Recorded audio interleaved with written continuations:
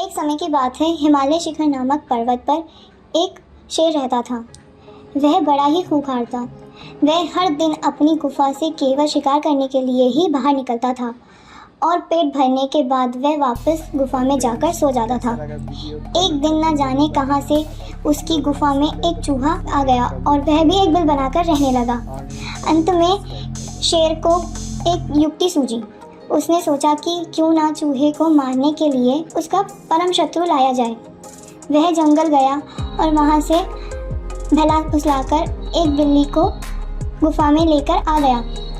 इसके बाद से जब भी शेर सोता या आराम करता था, बिल्ली पहरेदार की तरह शेर की निगरानी करती थी। शेर भी हर दिन बिल्ली को खाने के लिए ताज़ा ताज़ा मांस लाकर देता था। इससे वह बिल्ली कुछ ही दिन में बहुत मोटी ताज़ी हो गई थी। बिल्ली के डर की वजह से चूहा अपने बिल में ही दुबक कर रहता था। वह खाने पीने के लिए भी बिल से बाहर नहीं निकलता था। इस वजह से वह काफ़ी कमज़ोर भी हो गया था। एक दिन भूख प्यास से व्याकुल होकर चूहा अपने बिल से बाहर निकला।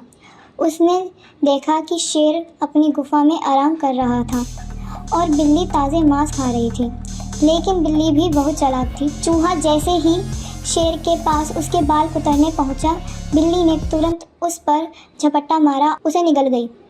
वह बहुत खुश थी कि जब वह शेर को यह बताएगी कि चूहे से अब परेशानी होने की ज़रूरत नहीं है, तो शेर बहुत खुश हो जाएगा और उसे ढेर सारा ताज़ा मांस लाकर देगा।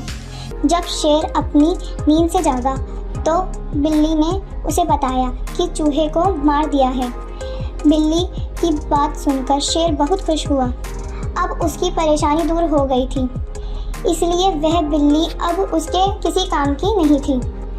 उसी दिन से शेर ने बिल्ली के लिए मांस लाना बंद कर दिया। इसके बाद भूख प्यास से बिल्ली कमज़ोर होने लगी थी।